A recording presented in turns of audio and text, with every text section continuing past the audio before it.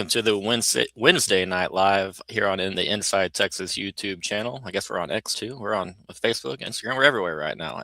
But yeah, welcome to the show, guys. Joined by Nash Talks Texas, as I've been joined by Nash. I feel like forever. It's like we spent Wednesday nights together now. Nash, how are you doing, brother? I'm doing good. I'm alive. Maybe not Yeah. thriving, but hey, we're here.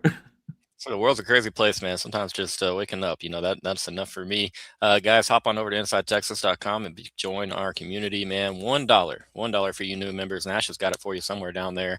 Come hang out with Nash, myself, Eric, Justin, Ian, the whole gang over there doing a great job. The best content you're going to find regarding old Texas athletics. But thank you for being here with us on this Wednesday night. We're going to play a little bit of a game. It is off-season time, so we gotta have some creativity when it comes to the topics that we're covering here and the things that we're doing and talking about on the old channel. And with that being said, we're going to play some fact or fiction. And what's up, Mr. Goat? Welcome to the show. But yeah, I absolutely I thought this would be a fun concept. I'm going to ask Nash a bunch of fact or fiction questions. I want the chat to get involved. You guys share your opinions. Tell us what you think. I, of course, will do the same as well. But yeah, with that being said, Nash, you're ready? I'm ready if you're ready. I'm ready to contradict myself. Is that a Top Gun reference? I'm just kidding. No. Chris, I saw Chris's comment pop up, so I had to immediately talk a little bit of Top Gun. Appreciate you being in the hat or in the house. Me with no hat, yes, it is a rarity. Man, I'm losing it on this backside here. Nash, Chris, I don't know how much longer I got, so I guess I gotta show it off while I can. Me and my 5 head. But thanks for being here, CB. Thanks for being here, Goat. Anybody else out there watching? You out there, a quick like on the video if you would. Well, let's get to it. All right, Nash, we're going to start at the top. I say at the top. I kind of feels wrong to the other guys on the team. I'm going to start with the quarterback position. And we'll start with Arch, and we're going to start with a pretty easy one. Fact or fiction, Arch Manning is in New York at the Heisman ceremony at the end of early December. Fact, absolutely. I mean, with how he, like, look, people, they got their freebie year with him starting off, kind of slow, having the yips early on, but like to the point that we've made multiple times when we're talking about the Florida game. I mean, he looked a lot better versus Florida. Maybe you could say Kentucky, he didn't look that great. But once he got to Sam Houston out past that point, it's hard to put any sort of blame on Arch Manning, because if you actually have a rushing attack, that opens up so much more for Arch Manning. Like, really, it honestly, when you start to think about the lack of a rushing attack, it makes the last 3/4 of the season look that much better for Arch Manning, given like he literally was like Superman for us and putting on the cape. Should have a better offensive line, should have overall better wide receiver play. And as you just stated, Nash, he might have a run game to go with it. You know what I mean? Hopefully so. Imagine how much job Arch Manning or how much easier Arch Manning's job gets if indeed, those things come to fruition. Real quick, anybody that can provide clarity for me, I've been whipping burgers in the kitchen for some kids and their friends, and I saw the spring game was coming back. I had a comment on Twitter saying that it's just a fan day. So if anybody actually knows, if they haven't been able to hop on the board at InsideTexas.com, there might be a report about that up already. But I know we had like the Fan Fest Day last year. Again, completely understand why they do that, why they kind of pivot away from a spring game. I get it. We've had some pretty significant injuries, not necessarily in the spring game, but in other scrimmages. So, yeah, report back to us on that, Chris, if you don't mind. I do want to know. Sorry, if there is going to be a spring game, man. So that's always a good, easy opportunity to take the family, get up there, check out DKR, see the whole experience. And for what they're charging for tickets nowadays, I'm not taking all 3 of my kids unless it's free. So I'm just going to call it how it is. But I had to give you a layup, Nash. You talk about the freebie year, dunking on Arch. You mentioned it. I had to give you a freebie question, man. We had to start you off with a layup there, Arch Manning. I definitely think he'll be, at the top of the list as far as Heisman contenders. There's no reason for him not to be. The way you just mentioned it, the way he finished the season, the way he performed in the Florida game was not. The end result was not on Arch's performance, in my opinion. CDC said it's a spring game. I'm taking Chris. I'm taking CDC's word for it. We got a spring game. Let's party. Hope to see that's the GOAT. CDC's the GOAT, man. There you go. Literally the greatest. We got goat to goat confirmation there between Chris Bennett and Mr. Chris Del Conte. So, but yeah, I mean, you'd be hard pressed to imagine a world where he's not in. I feel like a quarter of the battle is just publicity. If Lane Kiffin would have been screaming, "Hey, look at what Trinidad Chambliss is doing over here at Ole Miss," he should have been in New York last year. It's not going to be an issue for Arch Manning and for this team. they are absolutely going to, be sharing his name, be sharing what he's doing on the football field. So, yeah, play alone should get him there. I definitely expect to see Arch Manning there. I do think all the hype that we had around his name going into last season, I think going into this season, that will be justified hype. And yeah, again, just I told y'all I'm on that wagon now. Last year, I was still pretty skeptical. I talked about growing pains. Nobody wanted to hear about growing pains. I I, didn't. I'm one of those guys now. I'm all in. Hype it up, baby. Let's run that burnt orange media machine Kool-Aid, whatever you want to talk about. The hype that Texas media creates. Like I'm here to create it now because Arch is about to be there. That could be Welcome to the light, brother. Welcome to the light. a really really bad clip if any haters are out there watching. All right, then this is what I wanted. I want some fan involvement. Appreciate you, Goat. Will Wingo be wide receiver one? So let me say this, Nash, before I ask you fact or fiction. I have it worded a little differently than our friend Goat. Will Ryan Wingo be Texas's leading receiver RE yardage? Is he going to be put up the most yardage when it comes to our Texas wide receivers? Obviously, Cam Coleman, everybody talks about that acquisition. Probably the only real competition in yardage in that regard for Ryan. But what are you thinking? And what are y'all thinking in the chat? Let us know. I feel like I want to cop out here, but I'm not going to. I'll go ahead and say fiction, but I don't think it's going to be far away. I think when you're looking at Ryan Wingo versus Cam Coleman, I think Cam Coleman by yardage numbers is going to get more yardage just because he's going to be the guy that's thriving downfield, doing more deep routes, and then also, I mean I'm not some route specialist and being able to determine routes, but I've seen enough people that know what they're talking about saying that his time at Auburn he was running some very basic routes. So when you start getting some more complex routes on there, I mean this dude's going to be open wide receiver open downfield. We've seen Arch Manning he's a quarterback that likes to have a high average depth of target. Yep. So I'm gonna go to Coleman, but I do think Wingo is going to be a threat. Not only at or near the line of scrimmage, but really, if we've talked about this before, about halfway through the Georgia game, after he had some bad drops, he all of a sudden it's just clicks in his head. Hey, let me use these two things that I have on my attached to the end of my arms, and then all of a sudden, from that point forward, you saw him making some really nice hands catches throughout the year. So I think if we're able to get that Ryan Wingo back, that's a really really dangerous number one and number two combination to be paired with a quarterback like Arch Manning. Yeah, I mean it really really is. You talk about Ryan's yak ability, and then obviously Cam Coleman, the athleticism and ability to win high point footballs in the air on 50-50 balls. So yeah, you did kind of cop out. I respect that, man. You had a good way of not really. I think you technically did say Coleman would have more yards. I did say Coleman. I did say fiction. So there you go. Okay, I'm going with Coleman, but I'm also not saying that. I don't think it's going to be some massive disparity. I think it's probably going to be more like A.D. Mitchell and Xavier Worthy. Yeah, I can see that. Goat kind of agrees. Wingo most yards, Coleman most touchdowns, maybe most catches. I think Evan said it pretty well on the show a couple of weeks back, talking about Cam being more the go-to guy in clutch moments and big situations, third downs, red zone trips. But hey, I can't argue with you guys that are saying Wingo might have the most yards. I mean, because he's different with the ball in his hands once he's caught it and he's turned upfield. Man, he is very, very explosive, as Mr. Vic Santiago is saying as well.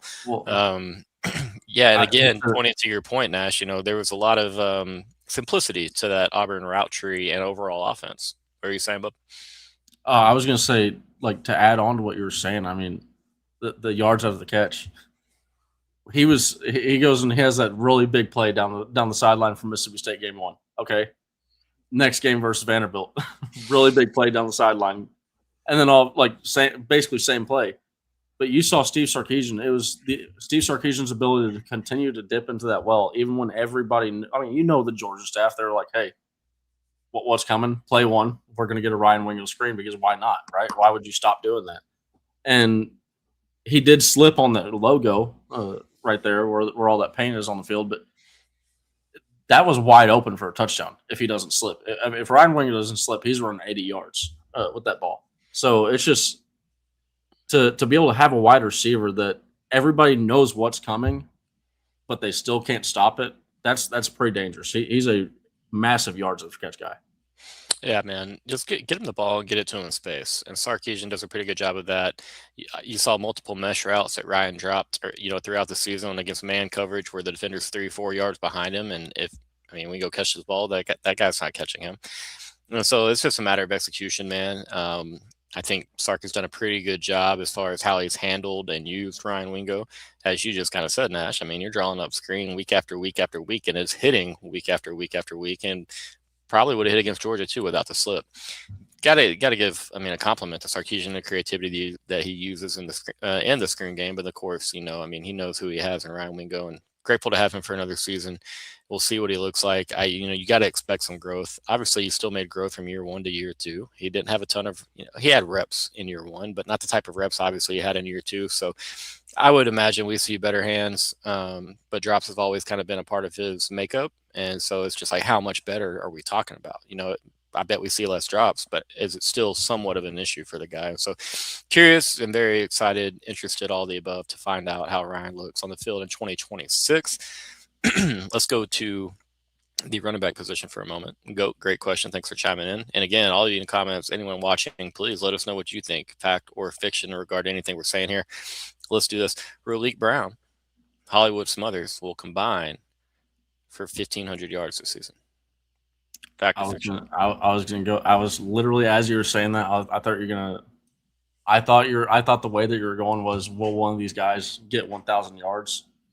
And what I was going to tell you is, I think both of them combined are going to add up for 1,500 at least. So I'm going to go and say fact on that one. These are two really, really talented running backs. I think that Hollywood Smothers, he's going to have a little bit more of a. He doesn't necessarily have the body style for it, but this is a dude that I'm not afraid to run up the middle and trying to get these tough yards when we need them. For the most part, like, I believe Eric had an article on this where, hey, like, these guys have had success going to the outside zone where they're going to be running a lot more. Obviously, when you got a guy like Gooseby, you're going to want to go to that guy, run behind him. But I really have a lot of faith in these running backs, and I know you didn't mention it, and you might be mentioning it here soon. I might be answering one of your future fact or fictions. These two dudes are really high level. Check down like outlet options for Arch Manning. If everything goes, the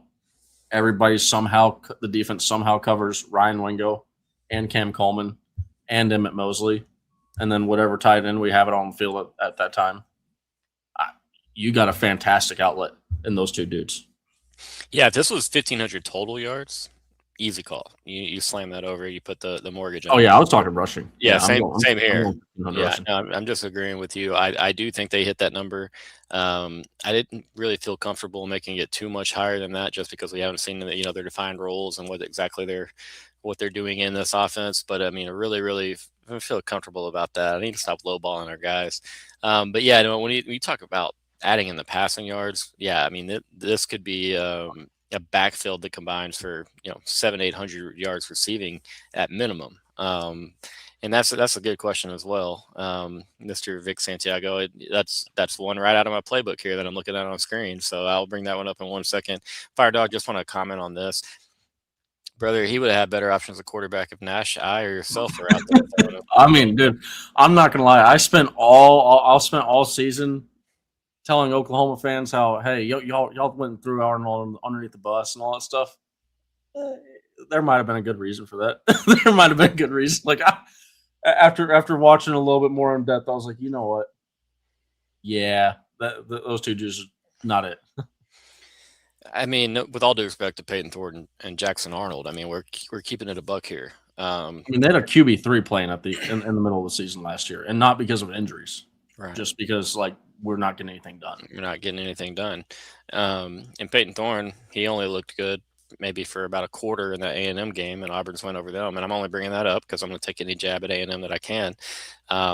And so, yeah, I definitely agree with you, Fire Dog. It's going to be interesting to see the big difference in quarterback play between what Auburn was trotting out there and then what Cam now has in an Arch Manning. I'm not going to use this as a question because I don't really know how to manipulate it into a question, but I feel like a lot of guys here at Inside Texas, go check out the board, see some of their opinions. people that I've asked, they feel pretty confidently about Hollywood Smothers just because he is a little bit better between the tackles. He does run a little bit lower pad level. I don't know. Just I get it. I like both of these backs. I really, really do. I think that Hollywood. I would agree with them that he's going to be a little bit better in between the tackles, just as Nash was mentioning earlier. A little bit, probably a little better in pass protection. So a guy you'd maybe want to have out there on more third downs. But they're going to use Raleek Brown. They're going to use Hollywood Smothers in a lot of different ways, and so that's kind of what is making it a killer for me. And trying to project this offense is exactly how much do they use them? Does it look like Keelan Robinson and Jaden Blue and Bijan and those guys as far as using them in the screen game and the swing passes, outside zone, wide zone, those types of things. So very, very, Well, and they're really their advanced stats are splitting hairs too. I mean, you got Raleek Brown last year was 6.1 yards per carry. Smothers was 5.9 yards per carry, and Smothers probably had a little bit lesser of an offensive line in front of him. So that kind of honestly makes him look a little bit more impressive when you factor that in. But these are both two dudes that Smothers was like 34.4% broken tackle plus missed tackle rate per attempt. I mean that's really high up there considering like Bijan Robinson. I think his best year was 36.4. So like that's Bijan territory. But Raleek Brown's also not far behind. Last year he was at 29.2%. So I mean these are two dudes that they're not going to make it easy on defenders to take them to the ground. They're very shifty. They can break a lot of tackles, and I mean like I said, like they're both dang near same exact like on targets, and I think they only missed 2 catchable targets each last year. Like they are really really high level running backs, and for Texas to get both of them out of the portal was an absolute. I mean I wasn't expecting it, but I'm sure it's heck taking it. Less than a month ago, everybody was absolutely just raging. Me on this exact show. I might have been right there with you. That's neither here nor there, though, Nash. We're going to go to our first sponsor break of the night and hear a quick word from Mr. David McClellan, and we'll keep asking some fact or fiction questions. Big financial decisions don't have to feel overwhelming. There's someone who can guide you every step of the way. David McClellan is a fiduciary financial advisor with Forum Financial, and he's working closely with his clients as a true financial life coach, guiding every aspect of your financial journey with expertise and care. If his name sounds familiar, that's because David was a swimmer at Texas and a member of several national championship teams. Today, he channels that same championship mindset into helping people win with their finances. David specializes in financial planning, and he's contributed numerous articles to Kiplinger on the topic of retirement tax bombs. And right now, David is offering viewers a free intro consultation to assess your financial situation. Do not miss this chance to get personalized guidance from a trusted expert. To schedule your free consult, email David at dmcclellan@forumfinancial.com, or you can call him directly at 312-933-8823. The contact info is in the description. Alrighty, guys. Continuing fact or fiction here on the Inside Texas. Nash, Vic stole one of my questions. A smart rascal. Arch will lead the team in rushing touchdowns. Fact or fiction? I'm gonna go fiction on this one. I think it's gonna be really tempting for Arch Manning to run the football a lot.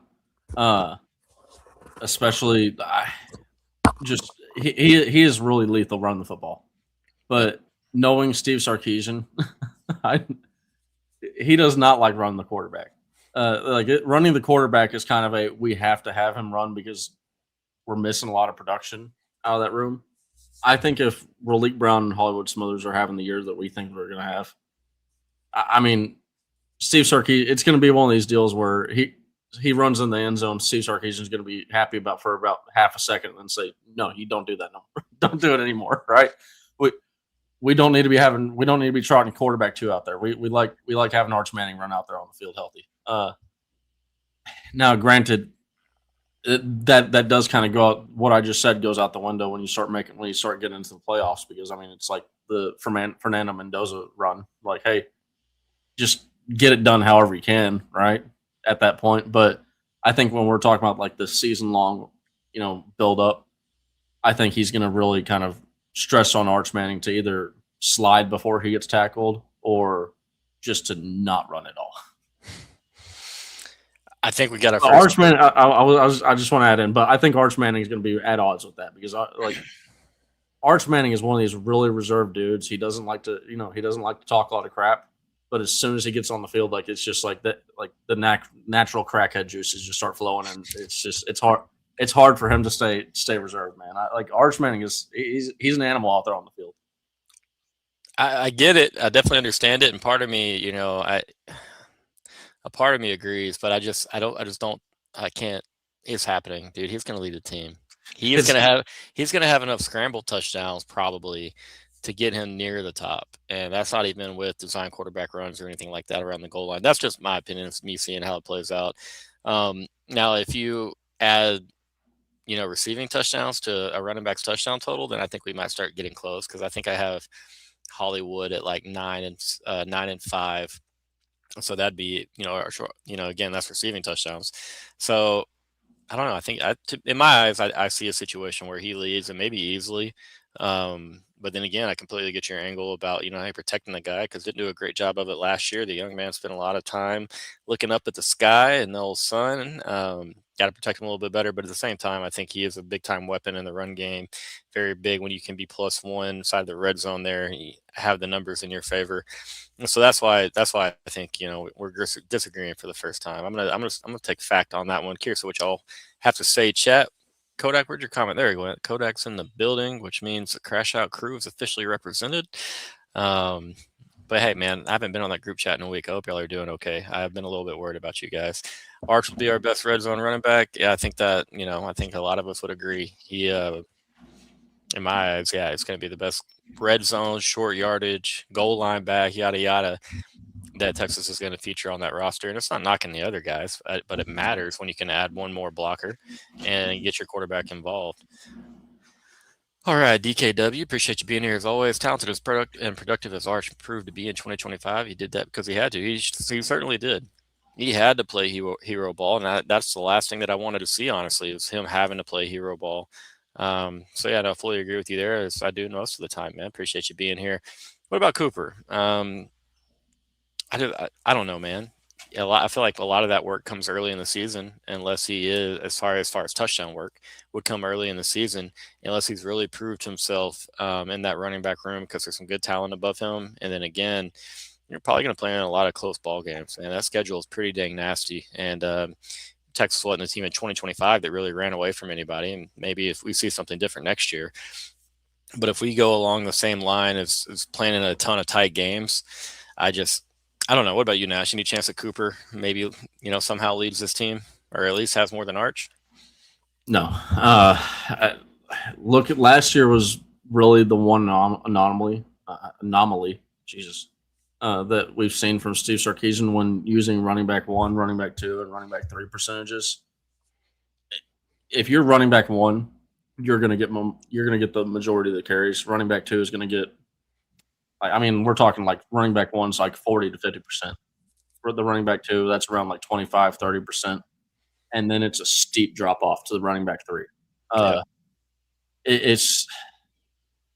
think there's a lot of hype around Derek Cooper because he's obviously a talented running back coming out of high school, but just that he's coming out of high school. I've only really seen one running back that I think would have, made it on this roster coming out of high school, and that was Bijan Robinson. Bijan Robinson looked like a grown NFL football player with his. He was built coming out of high school.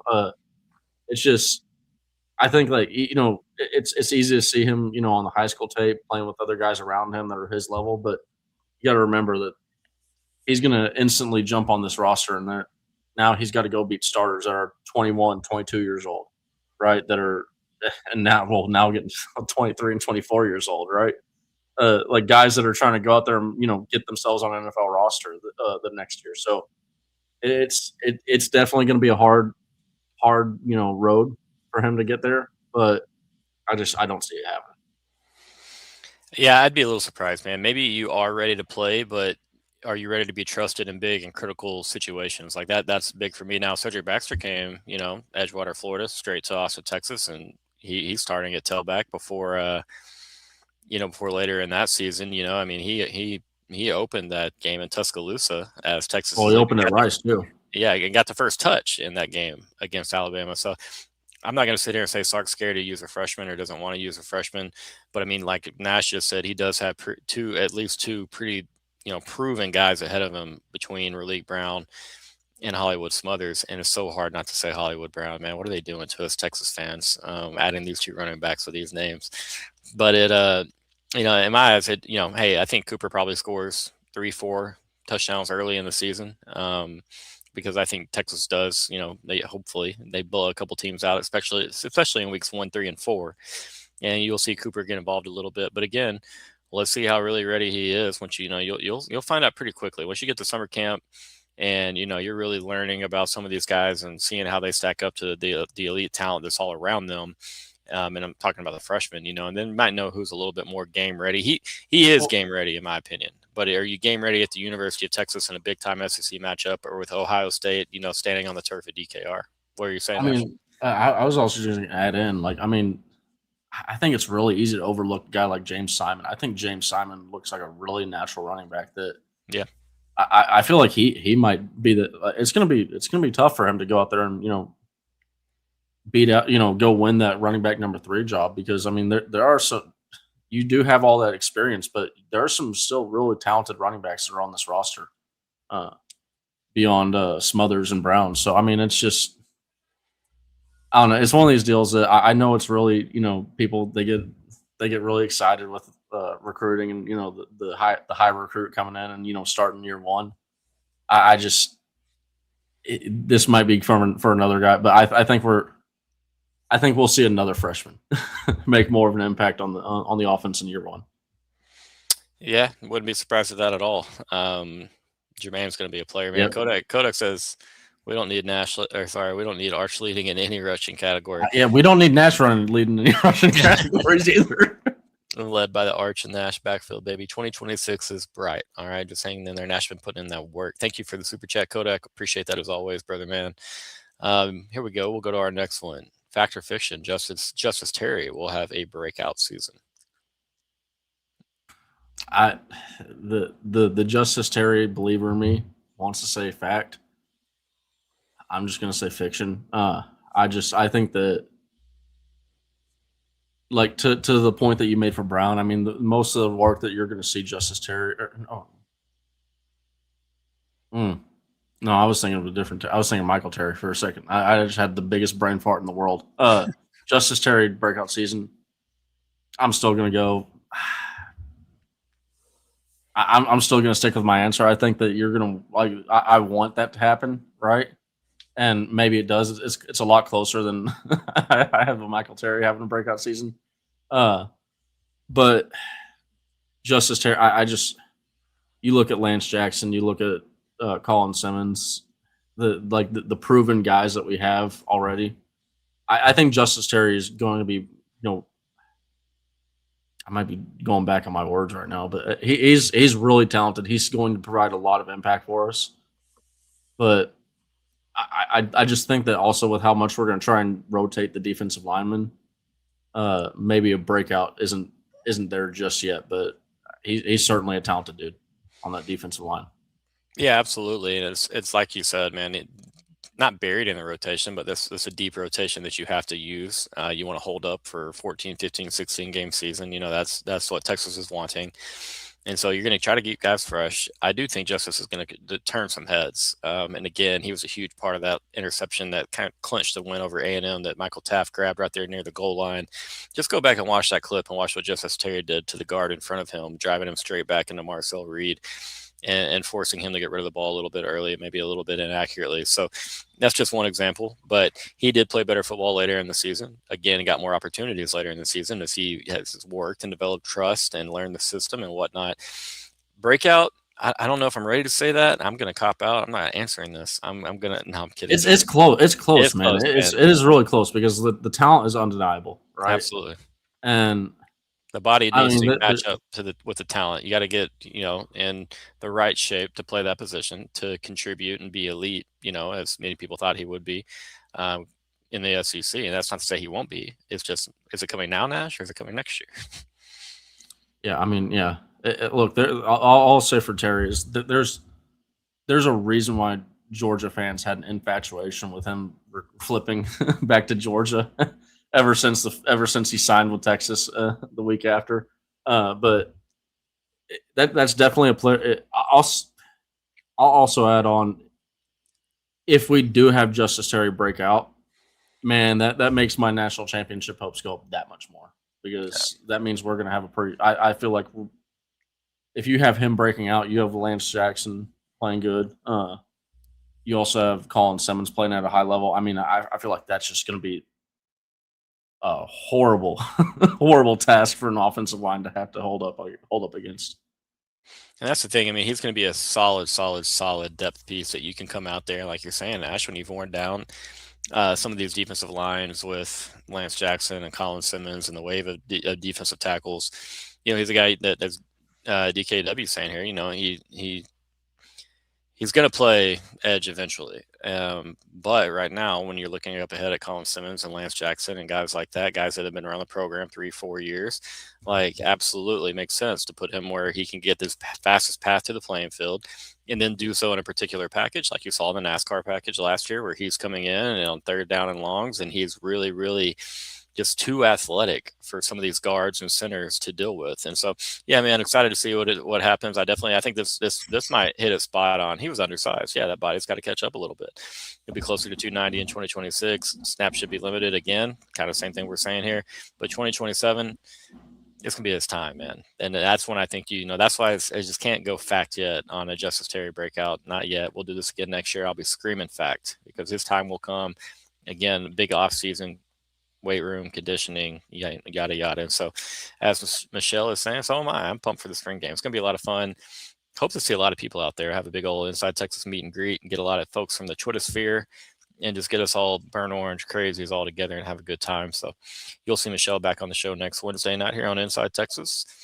And real quick, guys, let's hit our sponsor break number 2 for the night. We're going to hear a quick word from Luxe Kitchen and Bath, and then we'll get to the back half of our show tonight. Are you ready to love your kitchen and bathroom again? Luxe Kitchen and Bath will bring that to life. Luxe has been offering high-end kitchen and bathroom remodels for 3 generations throughout the greater Austin area. With 5-star review after 5-star review on Google and Facebook, and an A+ rating from the Better Business Bureau, you can put your faith in Luxe Kitchen and Bath's award-winning designers and skilled craftspeople to bring your dream vision to life. But that's not all. Luxe's all-star team also provides full home remodels, large additions, and even commercial build-outs as well. So call Luxe Kitchen and Bath at 833-358-LUXE today, or visit luxekitchenbath.com to discover where quality meets luxury and begin the process of transforming your home. Get your free quote today by calling 833-358-LUXE. That's LUXE, or by visiting luxekitchenbath.com. Contact info is in the description.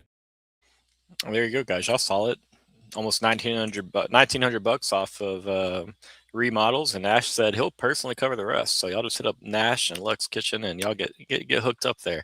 But yeah, the spring game, April 18th. Thank you, Nash. We're gonna have the Alabama. I always love when you also got the spring game with the baseball. Go to baseball. Go to the spring game after. Maybe you miss. I mean, if you're a baseball fan, you're gonna miss some of the fan fest activities. But hey, baseball and football all on the same day, it doesn't get better than that. Yeah, it's pretty cool, man. You could tell there's an effort in trying to pair the two together, and of course, I'm sure it'll be an early afternoon first pitch, and that way they can make sure that everybody who is wanting to can do both. 2 p.m. 2 p.m. Well, there you go. There you go. So they might cut into each other a little bit, but just a touch, but not bad. You can get there. I'll say, man, with how the Pro Bowl went this year, this is a complete shocker to me. I thought the spring game and I thought spring games and Pro Bowls, all these meaningless games. I thought those were just dead in the water. Like these are going to be things that we tell our grandkids. Hey, you should have seen these things that we had these games called the spring games. And they're like, what are you talking about, Grandpa? That's great. Yeah, like what man, back in my day. What do you mean a Pro Bowl? What's a Pro Bowl? Yeah, it's like when all the good players in the football league that didn't make it into the Super Bowl got together and they played a game. Well, hey, listen, they can kill the Pro Bowl. I don't care about that whatsoever. It is hard to watch, impossible to watch. Might as well just, legitimately let's play flag football. Like that's That's all I want to see. Like, let them play flag football if you're going to have all the rules and no blitzing and things like that. Yeah, like no contact. I mean, it's been that way for a long time, but and then the whole selection process is a mess because half the guys don't want to be involved in it anymore, and I don't blame them, to be honest. But we'll rant about the Pro Bowl another day. Firedog has a question for you, Nash. Do you think Niblet will continue to get the gadget plays with his speed, or will he get a shot at some legitimate carries? Gadget role. He's going to be that Keelan Robinson that we had. It's just that's. I think even if you want to give him more carries, I think that there's a when you look at his ability as a punt returner, you saw teams like Georgia, they started just like say, you know what, we don't care. we're just going to punt this thing out of bounds. We're going to sacrifice the 10 yards that we lose from punting out of bounds, and we'll call it a day at that. Right. I think that having Ryan Niblet just kind of run out there 5 yards behind the line of scrimmage, just an open space, that's just going to make defenders worry about him because, I mean, he is the type of guy that you can't allow him to have open space, because if you do, you get him the ball, and then all of a sudden he's making a dude miss, and then you're watching 40 yards down the field going, yeah, we should have had a guy on him. So I think that even if he's not touching the football, there's a lot of value in him just being on the field in that gadget role.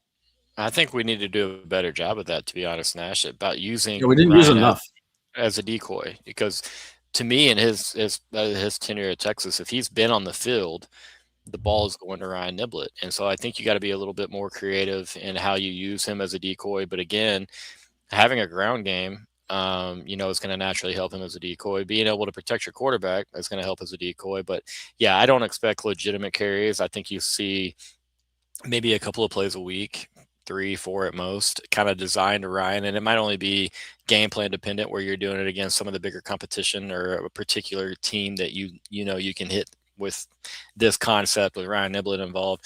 So yeah, I need to see that. I need to see a little bit better job of him being a decoy, but at the same time, Niblet and what he provides, can you find that elsewhere? Because you do have a Ryan Wingo and a Cam Coleman who are capable of big plays at the wide receiver position, capable of making people miss in a phone booth. You have Raleek Brown and Hollywood Smothers, and you can say the same thing about those guys. They'll be involved, as Nash has talked about, I've mentioned, they're going to be involved in the passing game, big time involved in the passing game. So, and it's not knocking Ryan Niblet. It's just asking, like, hey, is there room for a lot of touches, for a lot of involvement from him? And personally, man, it's just I think it's going to be a hard path to getting as much PT as maybe some Longhorn fans want him to get. And when he's every time he touches a kick return, and he's returning it 30 yards or housing it, I get it. I get why you guys would ask, say, hey, we want some more Niblet in our lives. But again, I just think there's enough talent and enough weapons on this offense to where, maybe they do use them more. But I definitely need to see him more as a decoy, maybe to really maximize, our chances when he is on the field. When he actually is getting the touches on the field. So, all right, fact or fiction, this is a fun one. And DKWC, all the comments here, man, you're killing it. Niblet, fastest Longhorn. Yeah, I mean, he can be a difference maker too, but again, is he going to be put in a position to exceed? And is somebody ahead of him that is even better set to succeed? So it's going to be, very curious to see how Sark uses it. Really, really. Yeah, you'd have to rob Peter to pay Paul, and you just don't want paying Paul to be resulting in less profit from paying Peter.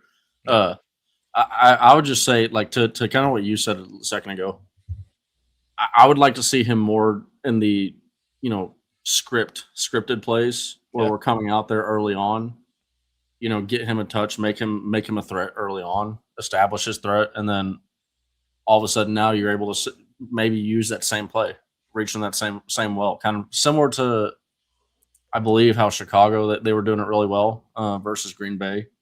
Yep. They just kept, manipulating these similar looks, but get Ryan Niblet some similar looks, and all of a sudden now you got something else that wasn't open that's now open, because they're like, okay, we're going to have to put more of a priority on defending Niblet. And I think that's what we need to do a better job of, is making teams put a priority on defending Niblet. Yeah, and I mean, that's the thing. Get him involved. Get him involved early. And like you said, teams react to it when he's on the field, and I would love for them to react to when he's on the field, but the ball's going elsewhere. You know what I mean? I just need to see that incorporated into the usage of Niblett, make him a decoy. But again, man, like you said, you might be robbing Peter to pay Paul in that regard because you do have a lot of talent elsewhere. Where was this question? There we go. Fact or fiction? Nash, this will be Sark's highest scoring offense, PPG, at Texas. What you got there? I'm gonna go fact.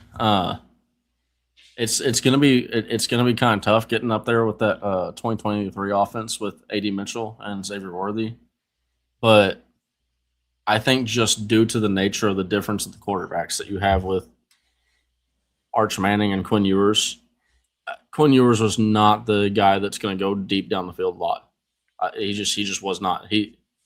His preference is to sit there and hit the. He will like you saw that Xavier Worthy bomb versus Alabama. He will throw the deep ball, right? But he lived more in that intermediate range, where he's letting Xavier Worthy kind of take the top off and then maybe hit a AD Mitchell or vice versa. I think that with Arch Manning, this dude is just it's going to be an effort Coleman down there somewhere half the time. It's just really hard to see the aggressiveness of Arch Manning and then think that we're not going to have that high level of points per game. Now I don't think it's going to be much higher than I think that we talked about it on one of my last appearances. The difference between Steve Sark, people want this high 45 points per game, and that just doesn't happen in the SEC.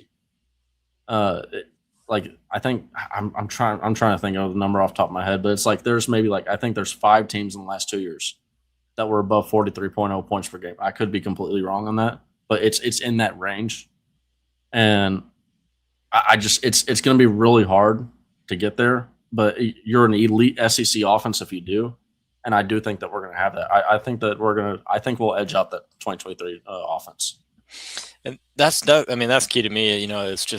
It's the question: are we asking is Sark's best offense or most high scoring offense? I think it will be Sarkisian's best offense. But like you're saying, Nash, you start running into issues when you look at the schedule, the SEC, and the defenses.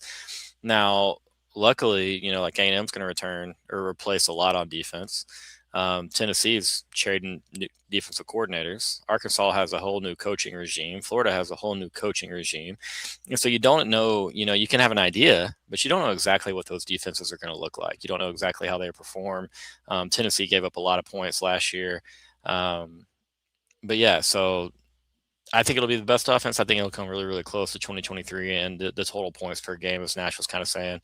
Nash, you have anything else on this particular? Yeah, what you said right there was perfect. On just because it's his best, just because it's not his highest scoring offense, won't mean it's not his best offense. Right.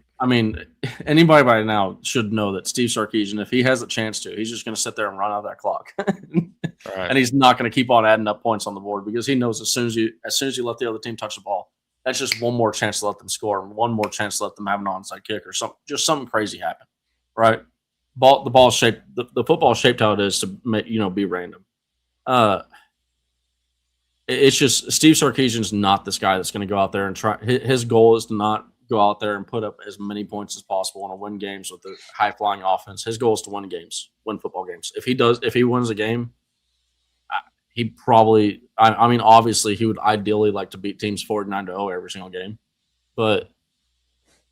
I think at the end of the day for Steve Sarkisian, a win is going to be a win. And especially when you're playing in a tough league like the SEC, you just walk out. If you're walking out of LSU, you're walking out of Neyland, you're walking out of these other stadiums with a win. That's all that's going to matter to him. So he's not going to care if he put up 30 or 50 points on these teams. So I will 100% say that this is going to be his best offense at Texas. Fact on that. I'm still leaning fact on the highest scoring offense at Texas so far, but it's teetering on the fact or fiction. It's close. It is close. I think it'll be, I agree. It's going to be a mid-30s, potentially higher scoring offense, obviously. And so, it'll be tight, man. It's all going to come down to the SEC play. You're going to have a Texas State defense in the opener that Texas should have a cakewalk with. Same for UTSA. Like they're going to score a lot of points early on, but you have games like Ohio State in there. You have games like Oklahoma in there. You have at LSU and Blake Baker in the third year of that defense, albeit with a lot of new personnel. There's going to be a game in there where, hey, Texas might score 17. Now, again, I'm kind of like Nash and Sark. I'm not going to care as long as you find a way to win 17-13, 17-14. Winning at the end of the day, that's what matters. But again, scoring a lot of points, I mean, that's a lot of fun, and it sure does help on the path to victory. So it's a good question. There you go, Pooh. This is kind of how I feel, man. League Brown can do what Iblet does without tipping off the defense. That's just it to me. And that where Nash's robbing Peter to pay Paul comment, that to me is the first thing that came to mind. Who's being robbed and who's missing out on touches. This is not Ryan Niblett slander. This is not anyone's slander. It's just when talking about these teams, talking about the touches and how many there are in a game, you know what I mean? You might run 65 plays. You might run 75 plays. Arch is going to throw the ball, half of those. And so you start really looking at what are you going to do with those other 30 snaps? Who's going to get the ball? How are we going to run things? So yeah, I mean, time will tell, but that's how I feel, man. I'm grateful for Ryan Niblett for everything he did last year, but at the end of the day, I think there's better options to accomplish what we're trying to accomplish when he's on the field. You might be robbing Peter to pay Paul when you're only talking about Ryan Niblett himself. Like what happens? How does Sark? What's going through Sark's mind if he goes and uses Ryan Niblett as a gadget 5 times in a game, and on the 5th time he comes up with a bum ankle, and then now who are you trotting out there for the punt return? You've just robbed Peter. You've robbed the Ryan Niblett, the punt returner, to pay Ryan Niblett the gadget weapon. So there's a lot of value in making sure that, hey, this dude's healthy. We don't need to use him. We can just trot him out there on a punt, and their teams are having to set. They're either having to sit there and go, "Hey, we will give him a chance to return the football," or we'll just go ahead and count a 40-yard punt and call it a day, or a 35-yard punt. Like there's value in that. Oh, absolutely, some big value in that, man. This is a fun question, Fire Dog. I've been trying to think schematically how Texas lines up, what type of personnel they use. Go. And how many plays per game can we expect to see not Hollywood Brown and not Hollywood Smothers in the backfield together? I'm not going to do it. Not saying it. But between Raleek and Hollywood, man, I would expect double digits probably. And with probably at least half the time, one of the backs motioning out, you'll see some creativity as always from Sarkisian, a little window dressing. But it's like, I don't know if they do too many more than that, because he's still going to run some 2 personnel sets. Maybe you run some 3 personnel sets. And of course, you're going to have some 11 personnel in there as well. So, yeah, that's a good question. If you're making me pick a number, I'd say 10 to 12. And curious to see, how that all looks. But 2 guys that I think can complement one another.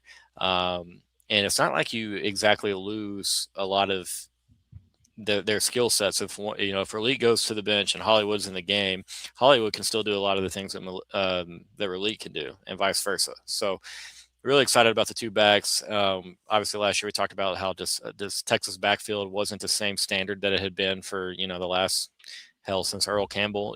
Since I was alive, since I've been watching Texas football, they've always had a pretty dang good back, if not an elite back there in the backfield. And again, I apologize for overusing the word elite. I like to pick on other people that do that, and here I am doing it myself. But let's do this, Nash. Fact or fiction? You guys in the comments, I need your thoughts. Texas wins 10-plus games next year in the regular season. Fact or fiction? Fact. I didn't even have to think about it.